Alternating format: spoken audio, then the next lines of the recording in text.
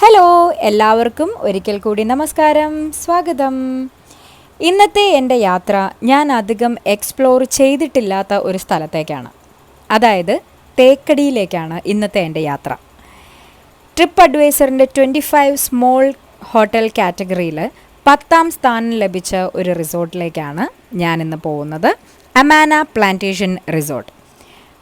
ഞാൻ അധികം എക്സ്പ്ലോർ ചെയ്തിട്ടില്ലാത്ത സ്ഥലമാണ് തേക്കടി എന്ന് ഞാൻ നേരത്തെ പറഞ്ഞല്ലോ. അതുകൊണ്ട് തന്നെ എൻ്റെ ഈ യാത്ര 2 എപ്പിസോഡുകളിലായിട്ടാണ് ഞാൻ നിങ്ങളെ കാണിച്ചു തരാൻ ഉദ്ദേശിക്കുന്നത്. എന്തായാലും അങ്ങനെ ഞാൻ അമാന പ്ലാന്റേഷൻ റിസോർട്ടിലെത്തി. അപ്പോൾ ഇന്ന് ഞാൻ എത്തിയിരിക്കുന്നത് അമന പ്ലാന്റേഷൻ റിസോർട്ടിലാണ്. ഇവിടെ ഫുൾ ഏലം പ്ലാന്റേഷനാണ്. ഇപ്പോൾ ഞങ്ങൾ വന്നപ്പോൾ ചെറുതായിട്ടൊരു ചാറ്റൽ മഴയൊക്കെ ഉണ്ട്, പക്ഷെ അതൊന്നും നമുക്ക് കാര്യമാക്കണ്ട. നമുക്ക് എന്തായാലും ഫുള്ളൊന്ന് കാണാം. ഇവിടെ ഞങ്ങൾ മീൻ പിടിക്കാനൊക്കെ പോകുന്നുണ്ട്.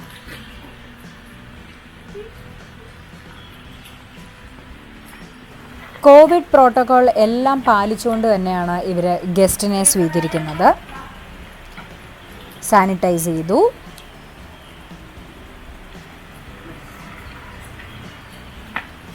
ടെമ്പറേച്ചർ നോക്കാം. ഓക്കേ, ഇത് ഇവിടുത്തെ റിസപ്ഷൻ ഏരിയ ആണ്. നമുക്ക് ഇനി പയ്യെ റൂമിലേക്ക് പോവാം. അമാന പ്ലാന്റേഷൻ റിസോർട്ട് ഒരു യൂറോപ്യൻ സ്റ്റൈലിലാണ് ഇവർ കൺസ്ട്രക്ട് ചെയ്തിട്ടുള്ളത്. ഒരു പക്ഷേ യൂറോപ്യൻ കൺട്രിയിലാണെന്ന് നമുക്ക് ഒരു ഫീല് വരുത്തുന്നതിന് ഒരു പ്രധാന ഘടകമായി മാറിയിട്ടുള്ളത് ഇവിടുത്തെ ക്ലൈമറ്റ് തന്നെയാണ്. വളരെ പ്ലസൻ്റ് ആയിട്ടുള്ള ഒരു ക്ലൈമറ്റാണ് ഇവിടെ ഉള്ളത്.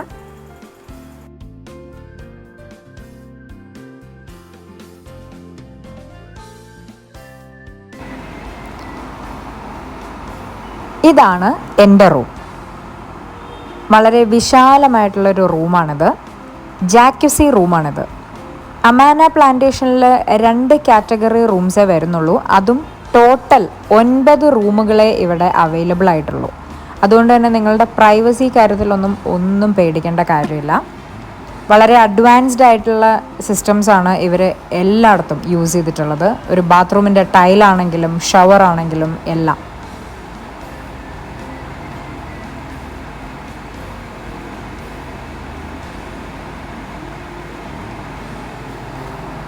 ഇതാണ് ഞാൻ പറഞ്ഞ ജാക്കുസി.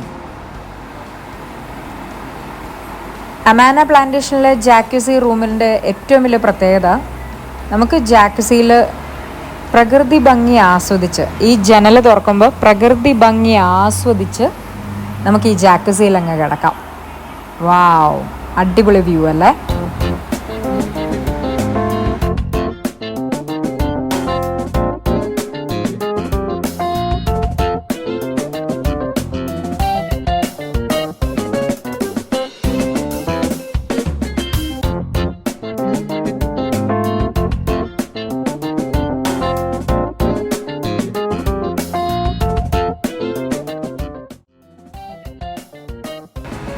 ഇനി നമുക്ക് ബാൽക്കണി വ്യൂ കാണാം. ചെറുതായിട്ട് ചാറ്റൽ മഴയൊക്കെ ഉണ്ട് ഇപ്പോൾ ഇവിടെ.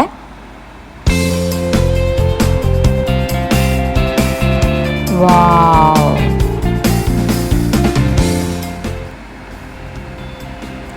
ഇത് ഫുൾ ഏലം പ്ലാന്റേഷൻ ആണ് കേട്ടോ.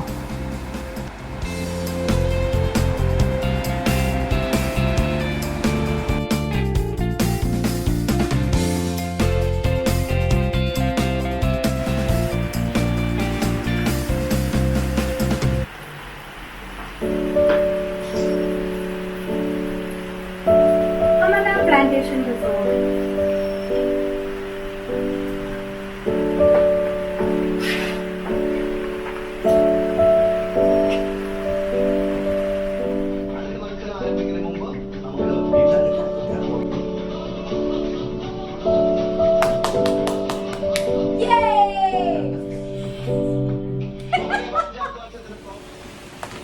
Okay. Hello. അങ്ങനെ എൻ്റെ പ്രോഗ്രാം ഇപ്പം നടന്നുകൊണ്ടിരിക്കുക സീ കേരളത്തില് സൂപ്പർ ബമ്പർ. അതിൻ്റെ ബ്രേക്കിൻ്റെ സമയത്ത് ഞാൻ ഇവിടെയുള്ള വിശേഷങ്ങളൊക്കെ പറഞ്ഞുതരാം. ഇത് കണ്ടില്ലേ, ഇതാണ് എൻ്റെ റൂം. ഒരു കിഡിൽ വ്യൂ എന്ന് വെച്ചാൽ എൻ്റെ ഇത് ബാൽക്കണി ഡോർ തുറന്നാൽ എനിക്ക് കാണാൻ പറ്റുന്നത് ഈ ലേക്ക് സൈഡ് വ്യൂ ആണ്. ഒപ്പം ഏലം പ്ലാന്റേഷന്റെ നടുക്കാണ് ഈ റിസോർട്ട് സ്ഥിതി ചെയ്യുന്നത്. അപ്പൊ ആ ഒരു വ്യൂ കംപ്ലീറ്റ് എനിക്ക് ആസ്വദിക്കാൻ സാധിക്കും എൻ്റെ റൂമിൽ ഇരുന്നാൽ. ഇവിടെ വന്നിട്ട് ഭയങ്കര ഒരു സമാധാനം എന്ന് വെച്ചാൽ എനിക്ക് തോന്നുന്നു ഭയങ്കര ഒരു നല്ല എയർ പാസേജ് ഉണ്ട്, നല്ല ലൈറ്റ് ഉണ്ട്, അങ്ങനെ എന്തോ ഒരു ഭയങ്കര ഒരു പോസിറ്റീവ് വൈബ്സ് ഈ റൂമിൽ നിൽക്കുമ്പോൾ, ഈ റൂമിൽ നിന്നല്ല ഈ ഒരു റിസോർട്ടിൽ കയറിയപ്പോൾ മുതൽ എനിക്ക് ഫീൽ ചെയ്യുന്നുണ്ട്. പിന്നെ ഇത് ഞാൻ നേരത്തെ പറഞ്ഞില്ലേ, കംപ്ലീറ്റ് ഏലം പ്ലാന്റേഷന്റെ നടുക്കാണ് ഈ റിസോർട്ട് ഉള്ളത്. അപ്പൊ നമുക്ക് ഇതിന്റെ ഉള്ളിൽ കൂടെ ഈ പ്ലാന്റേഷൻ ഫുൾ കാണാൻ പോവാനുണ്ട്. ട്രക്കിംഗ് ഉണ്ട്, ചെറുതായിട്ട് ഒരു ചാറ്റൽ മഴയുണ്ട്, നല്ല തണുപ്പൊക്കെ ഉണ്ട്.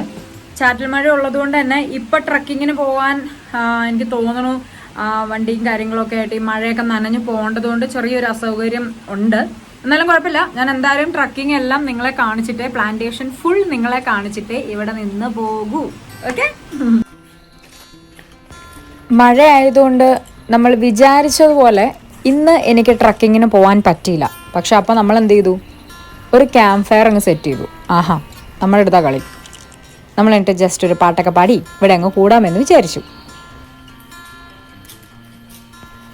ക്യാമ്പ് ഫയറിന് ഞാൻ മാത്രമല്ല കേട്ടോ, ഇവിടുത്തെ സ്റ്റാഫും ഇവിടുത്തെ ഓണർ ദിദിചേട്ടനും എല്ലാവരും ഞങ്ങളോടൊപ്പം അക്കമ്പനി ചെയ്തു.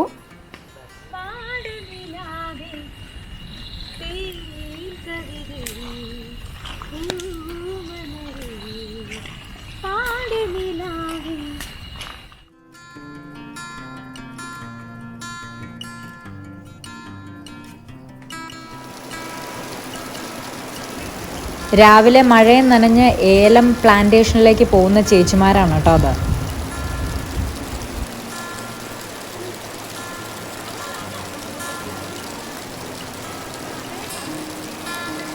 വരാം, അങ്ങോട്ട് വരാം, വരുന്നുണ്ട്.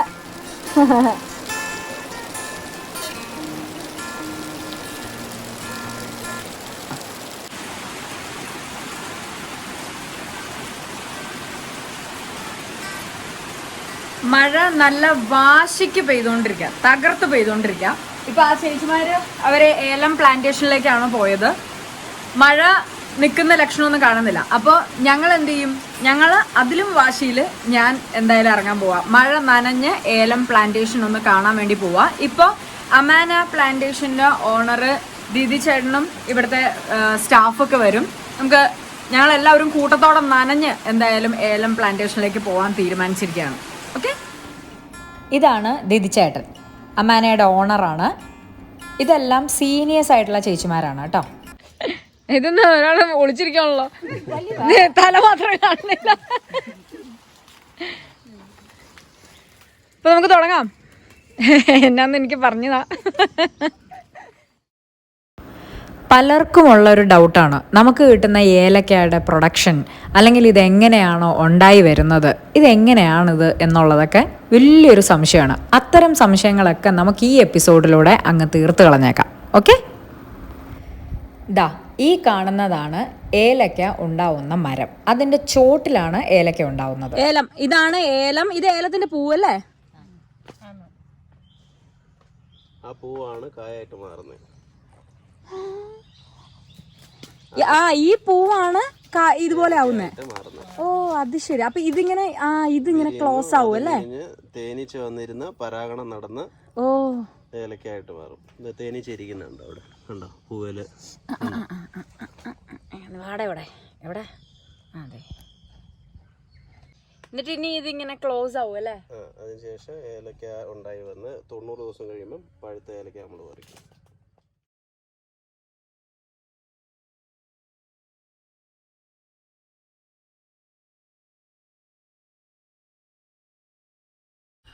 ഇത് കണ്ടോ, ഇതുപോലെ ചെരിഞ്ഞ പെട്ടിയാ ഇവർ ഇത് കളക്ട് ചെയ്യാനോ ഉപയോഗിക്കുന്നത്. ഇത് മറിഞ്ഞ് താഴെ പോകത്തില്ല.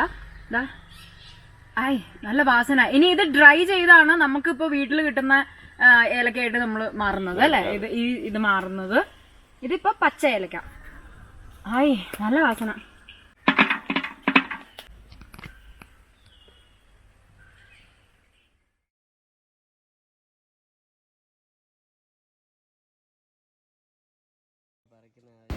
ഈ ചേച്ചിമാർ ഏലം പറിച്ചെടുക്കുന്നത് കാണാൻ തന്നെ ഒരു പ്രത്യേക ഭംഗിയാണ് കേട്ടോ. കാരണം ഇവർക്കൊരു കണക്കുണ്ട്, തന്നെയല്ല നല്ല വേഗത്തിൽ നല്ല സ്പീഡിലാണ് ഇവർ പറിച്ചെടുക്കുന്നത്.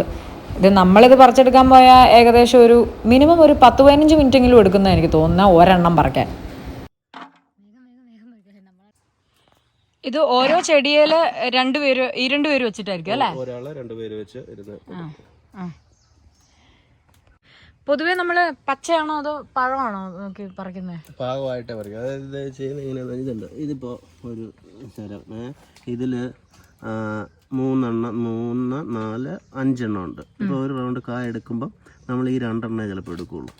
അത് കഴിഞ്ഞ് വീണ്ടും ഒരു 50 ദിവസം കഴിയുമ്പം വീണ്ടും കുറച്ചെണ്ണോട് വരും. അപ്പോൾ ഈ 2 എണ്ണം പഴുക്കും. അതപ്പോൾ ഇതെടുക്കും. അങ്ങനെ അതിൻ്റെ ഒരു അപ്പോൾ ഒരു വർഷം ഏകദേശം ഒരു 7 വട്ടമൊക്കെ ഹാർവെസ്റ്റ് നടക്കും. ഏലക്കയുടെ സീസൺ എന്ന് പറയുന്നത് ജൂൺ മാസം മുതൽ ജനുവരി വരെയാണ്.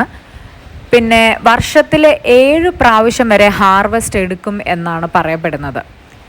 വേനൽക്കാലത്താണ് ഇവിടുത്തെ ഓഫ് സീസൺ. അതിന് ഇനി വേണ്ട കുറച്ച് പരിചരണങ്ങളും കാര്യങ്ങളും ഒക്കെ ആ സമയത്ത് നടത്തുന്നതുമായിരിക്കും. പിന്നെ വേറൊരു കാര്യമുണ്ട്, ഇത് കണ്ടോ ഇടയിലിടയിൽ ഓരോ മരങ്ങൾ കണ്ടോ, വലിയ വലിയ മരങ്ങൾ. ഇതിന് ഷെയ്ഡ് കിട്ടാൻ വേണ്ട ഡയറക്റ്റ് സൂര്യപ്രകാശം ഇതിലേക്ക് അടിക്കാൻ പാടില്ല അല്ലെ? ഞാനിപ്പോ ഏലത്തിന്റെ എല്ലാം പഠിച്ചു. ഡയറക്റ്റ് സൂര്യപ്രകാശം അടിക്കാൻ പാടില്ല. അപ്പൊ അതുകൊണ്ട് ഈ വലിയ വലിയ മരങ്ങളുണ്ട്, കുറച്ച് ഷെയ്ഡൊക്കെ ആയിട്ട് ചെറുതായിട്ട് കിട്ടിയാൽ മതി അല്ലെ? ഇത് എങ്ങനെ നനയ്ക്കുന്നൊക്കെ എങ്ങനെയാ? ഇതിന് ഇറിഗേഷന് വേണ്ടിയിട്ട് നമ്മള് ഈ മിസ്റ്റ് ഇതെല്ലാം മൈക്രോ സ്പ്രിംഗ്ലർ എന്നാണ് ഇനി പറയുന്നത്. അപ്പോൾ ഇതില് മൈക്രോ സ്പ്രിംഗ്ലർ, അപ്പോൾ ഇത് വെള്ളം ഇതിൽ സപ്ലൈ ആയി ഇതില് മളി വന്ന് 4 ചെടിക്ക് നടുക്കായിട്ട് ഇങ്ങനെ ഒരു സ്റ്റമ്പ് വെക്കും. അത് രാവിലെയും വൈകുന്നേരം നനയ്ക്കോ? ഇല്ല, ഒരു ദിവസം ഒരു ഏരിയ മൊത്തം ഒരു 1 വീക്കിൽ ഒരു ചെടി കവർ ചെയ്യുന്ന പോലെയാണ് നമ്മൾ ചെയ്യാറ്.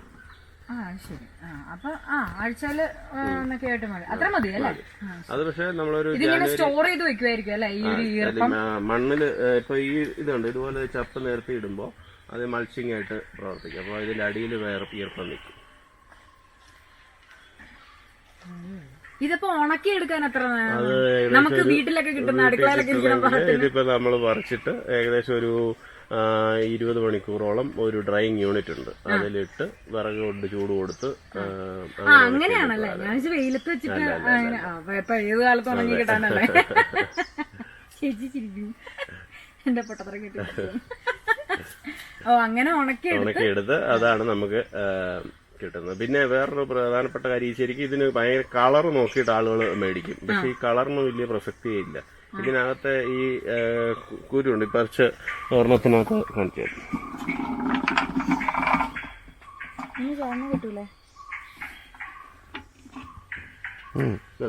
ഈ കുരു പഴുത്തിരിക്കുന്നുണ്ടോ? ഇത് നല്ല കറുത്ത ഏലക്കയുടെ കുരുവാണ്.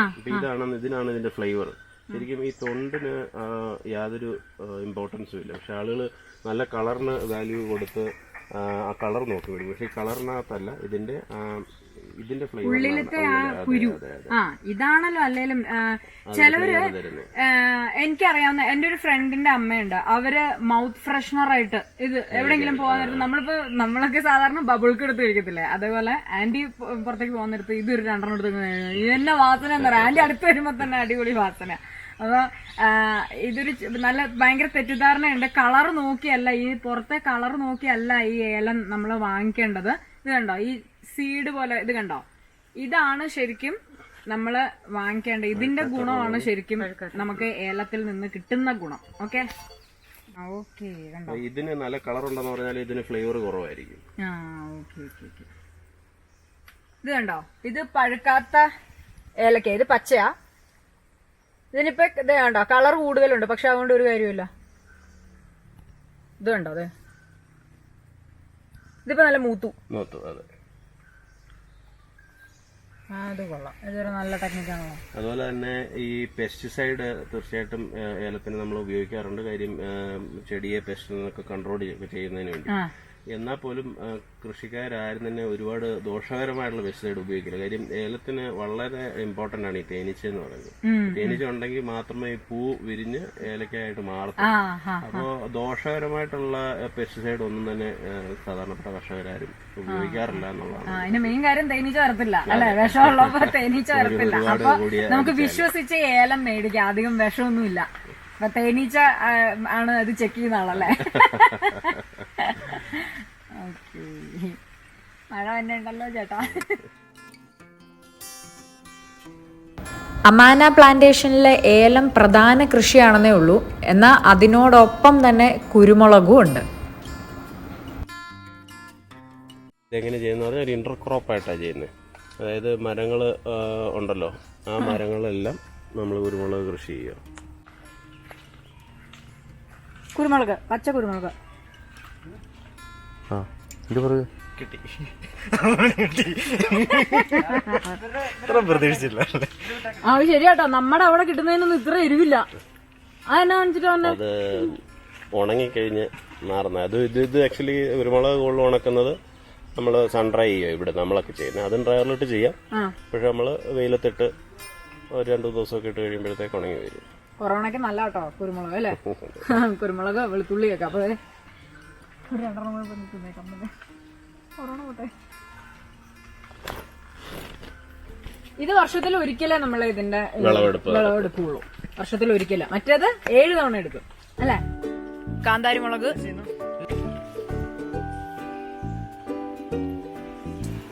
അമാന പ്ലാന്റേഷനിൽ ഇല്ലാത്ത കൃഷികളില്ല കേട്ടോ. ജാതിയുണ്ട്, കൊക്കോയുണ്ട്, കുടംപുളിയുണ്ട്, ഇഷ്ടംപോലെ പേരക്കയുണ്ട്. അടിപൊളിയാണ്.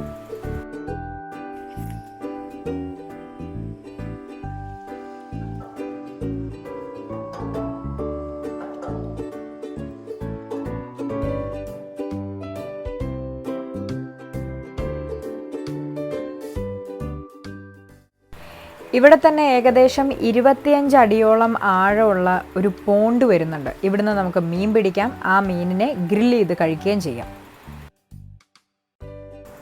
പിറ്റേ ദിവസം സൈറ്റ് സീയിങ്ങിനൊക്കെ ആയിട്ട് തേക്കടിയിലൊക്കെ ഒന്ന് കറങ്ങി വന്നിട്ടാണ് ഞാൻ ചൂണ്ടയിട്ട് പരീക്ഷിച്ചത്. എനിക്ക് നല്ല കിടിലനായിട്ട് മീനുകളെ കിട്ടി. അപ്പോൾ ഇത് ചൂണ്ടയിടാൻ അറിയാവുന്ന ആൾക്കാരാരെങ്കിലുമൊക്കെ ആണെന്നുണ്ടെങ്കിൽ മിനിമം ഒരു 10-15 മീനിനെങ്കിലും നിങ്ങൾക്ക് കിട്ടും. ഇതാണ് ഇവിടുത്തെ റെസ്റ്റോറൻറ്റ്.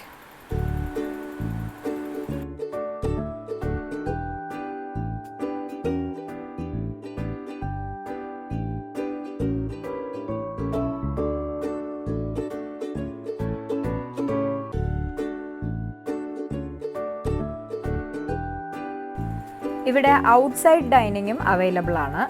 ഇതിൻ്റെ തൊട്ട് മുകളിലായിട്ട് ഗ്രിൽ സെക്ഷൻ ഉണ്ട്, ബാർബിക്യൂ സെക്ഷൻ എല്ലാം ഉണ്ട്. അവിടെ തന്നെ ക്യാമ്പ് ഫയറും ഇവർ സെറ്റ് ചെയ്യുന്നതാണ്. ഈ ഔട്ട്സൈഡ് ഡൈനിങ്ങിനോട് ചേർന്ന് തന്നെ ഒരു ഓപ്പൺ ആയിട്ടുള്ള ഒരു പ്ലേ ഏരിയയും ഉണ്ട്.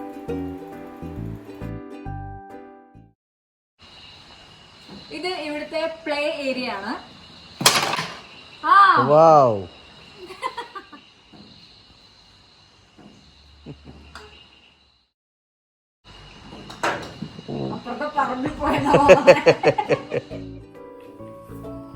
ഇനി നമുക്ക് വേഗം ഇവിടുത്തെ നെക്സ്റ്റ് കാറ്റഗറി റൂം ഒന്ന് കാണാം. ഇതാണ് ഇവിടുത്തെ ഹണിമൂൺ കോട്ടേജ്. ഇതും ജാക്യുസി റൂം തന്നെയാണ്. നമ്മളെല്ലാവരും ഒരു ഹോട്ടലിൽ റൂം എടുക്കുമ്പോൾ ഏറ്റവും അധികം ആഗ്രഹിക്കുന്നത് നല്ല ബെഡായിരിക്കണം, നല്ല നീറ്റ് ആൻഡ് ക്ലീൻ ബാത്റൂം ആയിരിക്കണം, നല്ല വിശാലമായിട്ടുള്ള റൂമായിരിക്കണം എന്നൊക്കെയാണ്. അങ്ങനെയുള്ളവർക്ക് ഏറ്റവും കംഫർട്ടബിൾ ആയിട്ടുള്ള റൂമാണ് അമാന പ്ലാന്റേഷനിൽ നമുക്ക് കിട്ടുന്നത്. ഇവിടെ ജാക്യുസി സ്ക്വയർ ടൈപ്പിലാണ്. എൻ്റെ റൂമിൽ റൗണ്ട് ജാക്യുസി ആയിരുന്നു, വിത്ത് വ്യൂ ആണ് കേട്ടോ. ഈ റൂമിൽ നിന്നുള്ള വ്യൂ ഒന്ന് കാണാം. വാവ്, അടിപൊളിയല്ലേ. ഇവിടുത്തെ ഏറ്റവും വലിയൊരു പ്രത്യേകത എല്ലാം കോട്ടേജ് ആയിട്ട് തന്നെയാണ് ഇവിടെ ഈ 9 റൂംസും ഉള്ളത്. അതുകൊണ്ട് തന്നെ നമുക്ക് പ്രൈവസിയുടെ കാര്യത്തിലും ഒട്ടും ടെൻഷൻ അടിക്കേണ്ട കാര്യവുമില്ല എന്നുള്ളത് ഒരു മെയിൻ പ്രത്യേകതയാണ്. അപ്പോൾ ഇതൊക്കെയാണ് അമാന പ്ലാന്റേഷൻ റിസോർട്ടിലെ വിശേഷങ്ങൾ. പക്ഷേ തേക്കടിയിലെ വിശേഷങ്ങൾ ഇതുകൊണ്ട് തീർന്നില്ല. അതുകൊണ്ട് ഞാൻ നേരത്തെ പറഞ്ഞ പോലെ അടുത്ത എപ്പിസോഡിൽ കാണാം. ടാറ്റാ.